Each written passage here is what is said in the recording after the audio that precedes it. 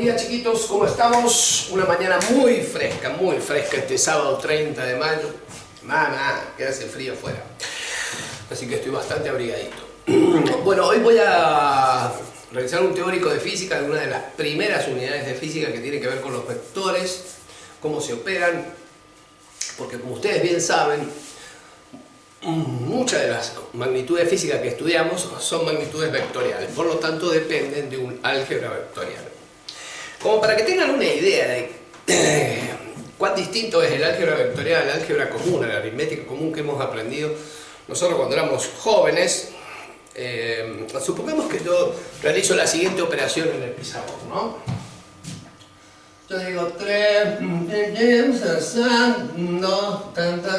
y la respuesta que pongo es 5 sobre 12. La mayoría de ustedes me dirán que ese resultado está mal, ¿no es cierto? Porque si yo me como 3/5 de una torta y después me como 2/7 de la misma torta, ni loco me he consumido 5/12 de la torta. Bien. Ahora, si yo pienso el problema, es decir, che, mirá, Rulito, de los primeros 5 exámenes aprobé 3, de los otros 7 aprobé 2, significa que en total aprobé 5 de 12 y la respuesta estaría correcta. Es decir, uno tiene asociado ciertas operaciones en el álgebra aritmética que si esto fuesen fracciones de algo, de unidades, obviamente estaría mal operado. Bueno, en el caso de los vectores, si son vectores, eso estaría bien operado. Así que, como para que vayan viendo cómo es el clic de todo esto. Lo primero que vamos a definir es lo que se conoce como un vector fijo. Un vector fijo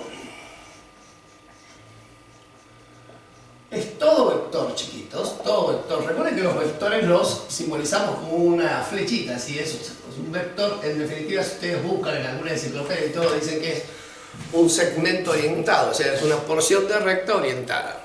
Bien. Entonces, un vector fijo es todo vector cuyo origen se ubica en el origen de un sistema coordenado. Repito, un vector fijo es todo vector cuyo origen se ubica en un sistema de origen coordenado.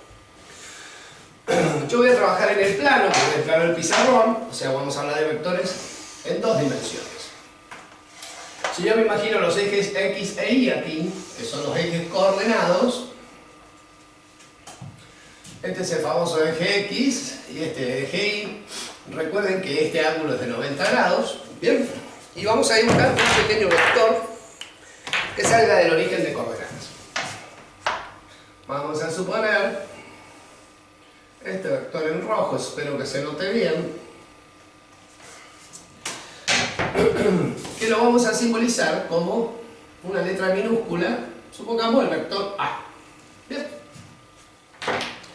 Cuando yo dibujo ese vector A, cualquier vector, recuerden que sale del origen, sería un vector fijo, o sea, todos los vectores fijos siempre tienen el punto inicial en el origen de coordenadas.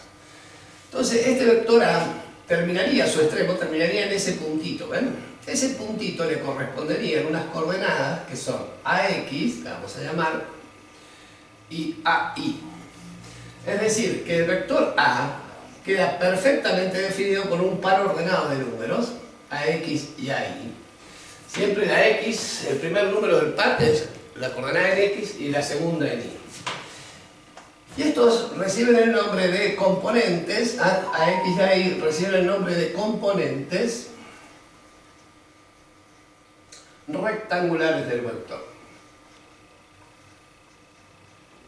Bien, bueno.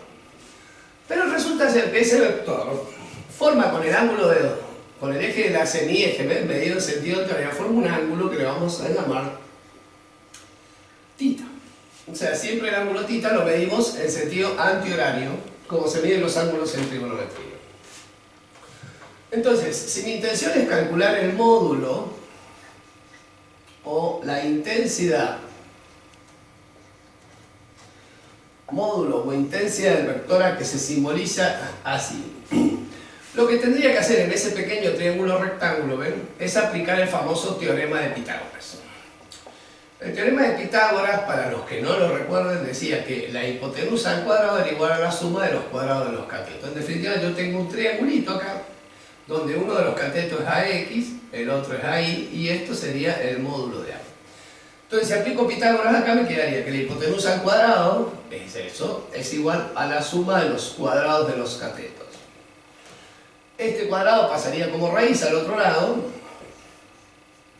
Entonces el módulo de un vector lo puedo determinar como la raíz cuadrada de la componente en x al cuadrado más la componente en y al cuadrado. Bien, recuerden que el módulo siempre es un valor positivo. Siempre es un valor positivo la medida de un vector.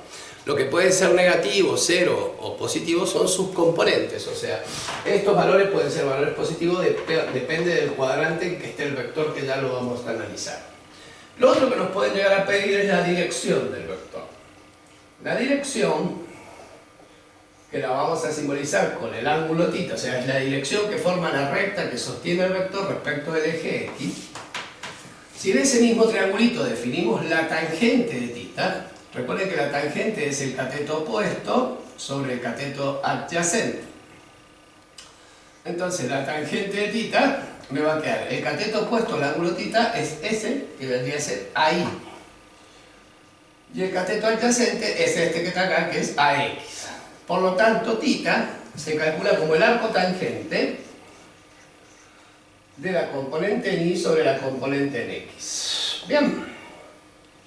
Esto en la calculadora, el arco tangente, recuerden que un ángulo es un arco.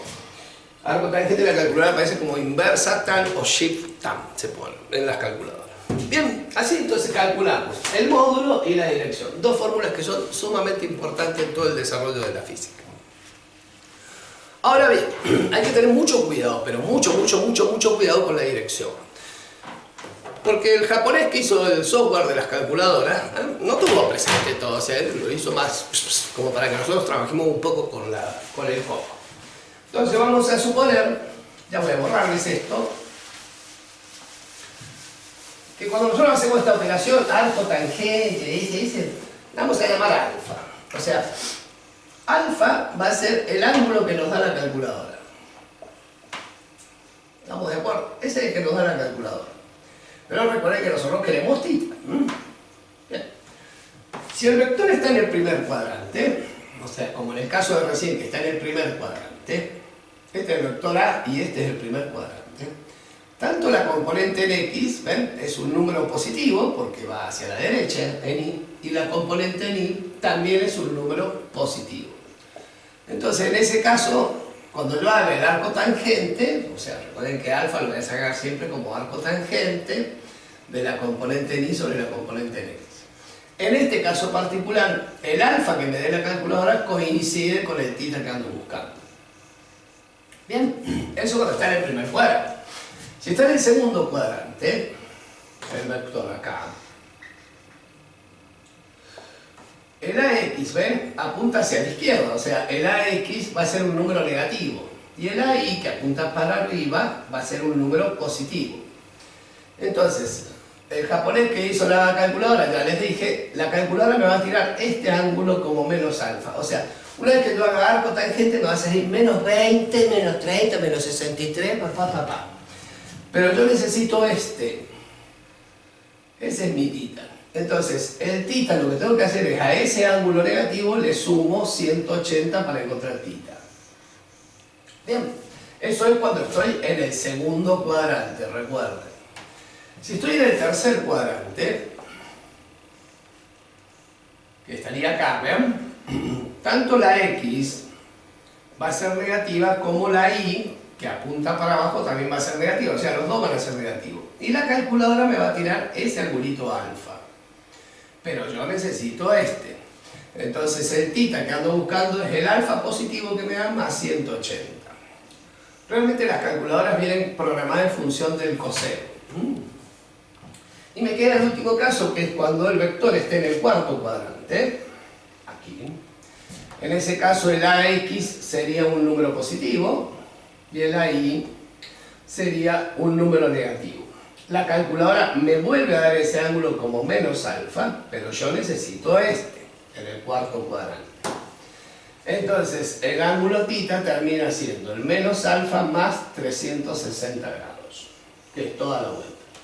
Esto hay que tenerlo muy presente a la hora de saber la dirección de un vector de acuerdo a qué cuadrante está. En qué cuadrante. O sea, les recomiendo que siempre el vector lo dibujen ustedes en X e Y para saber en qué cuadrante está, sabiendo si tengo que sumarle 180 o tengo que sumarle 360 al ángulo que me da. Eso por un lado. Bien, bueno. Ahora vamos a la segunda parte. Ya conocemos que un vector entonces queda perfectamente determinado por un par ordenado de números llamados componentes del vector, que la simbolizamos genéricamente como AX y AY. Supongamos ahora el caso contrario. Supongamos que del vector nosotros, voy a hacer en el primer cuadrante porque es una facilidad nada más, que nosotros conocemos del vector A su módulo, ¿ven? O sea, conocemos esa medida, y el ángulo θ que forma, o sea, este ángulo que forma con el eje de las S. Y mi intención es decir, che, pero cuánto vale la componente en X y cuánto vale la componente en Y. ¿Me siguen? O sea, conociendo el módulo y la dirección, quiero averiguar cuánto valen las componentes. Entonces, si hacemos las proyecciones, como hicimos siempre, acá tenemos un triángulo rectángulo, esto sería X, esto sería AY, es decir, que el triangulito chiquitito nos quedaría entonces AY como cateto opuesto a θ, AX como cateto adyacente y el módulo como hipotenusa. Si definimos entonces el coseno del ángulo θ, esto era el cateto adyacente al ángulo sobre la hipotenusa. Pero nuestro cateto adyacente es AX y la hipotenusa es el módulo de A. ¿Bien? Si despejo de acá el módulo pasaría multiplicando, entonces AX lo puedo calcular como el módulo del vector por el coseno del ángulo que forma.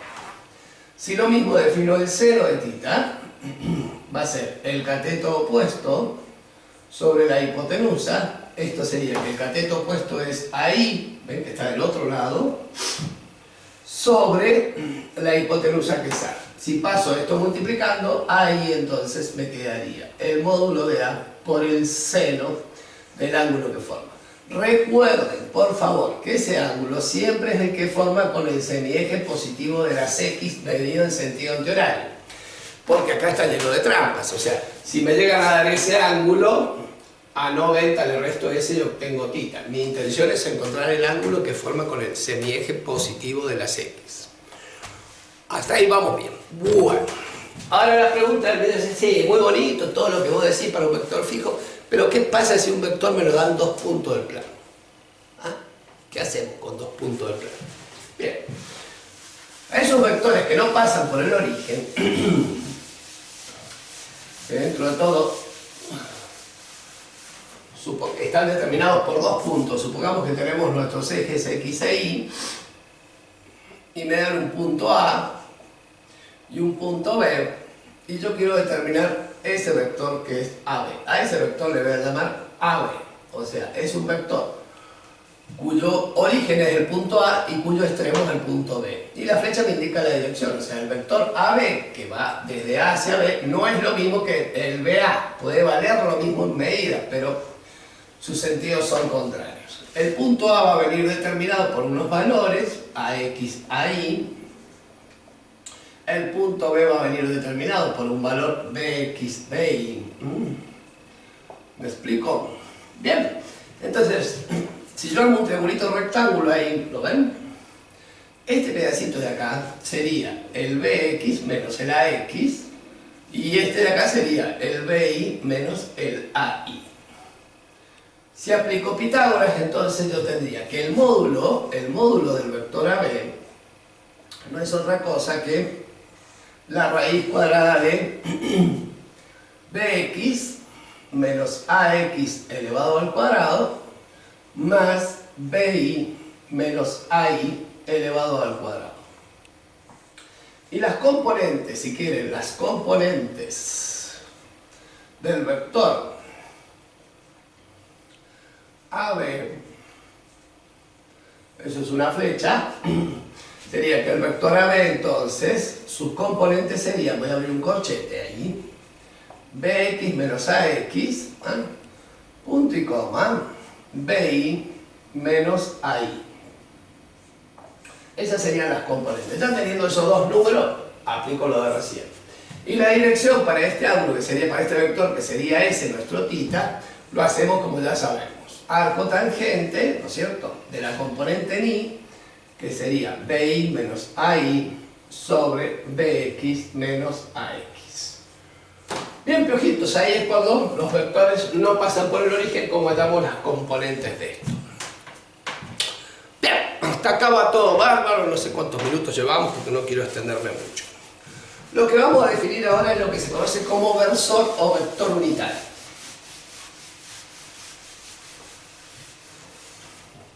Un versor o vector unitario es todo vector, cuyo módulo, o sea, cuya medida es igual a la unidad, o sea, es 1. Eso vale. Entonces, si yo me imagino que tengo una circunferencia, voy a tratar de que salga bonito, de radio 1, cortaría en 1 en X, en 1 en Y, en menos 1 acá, en menos 1 acá. Yo tengo infinitos, ¿ven? Que hay infinitos versores, porque todos esos, como son radio de la circunferencia, serían versores. O sea, hay infinitos versores. Inclusive para cada dirección de un vector va a haber un versor que lo genera, digamos, al vector. Esta es la palabra correcta. O sea, va a haber un versor que lo genera. Bien, de todos los infinitos nos interesan dos en particular.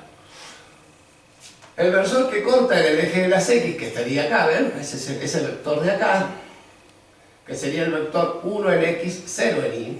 Y el que está sobre el eje de las Y, que sería 0 en X, 1 en Y. Bueno, a este vector que está sobre el eje de las X se lo denomina versor Y, que sería el versor 1, 0, que lo pueden poner en forma de fila o lo pueden poner en forma de columna, no hay ningún problema. Y el versor J, que es el que está sobre el eje de las Y, sería 0 de X, ¿ven? 1 de Y. 0, 1. Que en forma de columna sería 0, 1. Aunque no lo crean, esto se llaman bases canónicas para todo vector que pertenezca a R cuadrado, o sea, que pertenezca al plano. Si fuese en el espacio, aparecería otra más que se llama K, y sería 1, 1, 0, 0, 0, 1, 0 para la Y, y 0, 0, 1 para la K. Pero eso es para cursos avanzados y no para los ingresos. Bien, ¿qué ventaja tiene esto del I y el J? La siguiente, miren. Supongamos, volviendo a nuestro viejo y querido vector A. Yo tengo mi vector A acá, cuyas componentes eran AX y AI. ¿No? Entonces, si acá está sobre el eje ese el versor Y, y acá está el versor J, este vector de acá, que aparece, lo voy a poner en rojo, a ver si se distingue, el que va desde el origen, ¿ven? Lo voy a sacar un poquito, desde el origen hasta ahí. Ese vector sería el numerito AX multiplicado por el versor Y, es decir, que sería AX veces el versor Y. Y este de acá, que es el AI, sería esa componente sería AI veces el versor J. Cuando dos vectores se suman, se seguía la famosa regla del paralelogramo, o sea, se hacía un paralelogramo así, ¿ven? Entonces ahí tengo, si este es el vector A y este es el vector B, ese es A más B. Entonces, siguiendo esa reglita del paralelogramo, yo puedo escribir, sin miedo a equivocarme, que este vector A, ese vector A, es la suma del vector A sub X por Y más A sub Y por J. Bien, entonces, otra forma de expresar un vector es en términos de Y y de J. A esto en la jerga o en el cálculo vectorial se lo conoce como una combinación lineal, o sea, cualquier vector se puede expresar como una combinación lineal de sus bases. En este caso las bases son las canónicas, que son I y J. Y una combinación lineal significa multiplicar un numerito por cada vector que forma la base. Hasta ahí estamos. Vamos a un ejemplo para que no se me pongan nerviosos. Supongamos que a mí me dicen que yo tengo el vector A, que es 3i menos 6j. Bueno, ese vector en definitiva es 3, punto y coma, menos 6. ¿Ven? respeto los signos. O sea que si lo represento, sería 3 en X, 1, 2, 3, y menos 6 sería menos 2, menos 3, menos 4, menos 5, menos 6. Hago así una especie de rectangulito. La diagonal de ese rectangulito sería el vector A que está buscado. ¿Cuál es la ventaja de las bases canónicas? Que es más sencillo cuando se opera decir, mirá, che, hay que sumar las I con la I, la J con la J, que andar diciéndole a los alumnos la primera componente con la primera componente y la segunda con la segunda. Bien, hasta aquí es una introducción de vectores. En el segundo capítulo de vectores veremos las operaciones. Se los quiere, un beso y los veo en la próxima.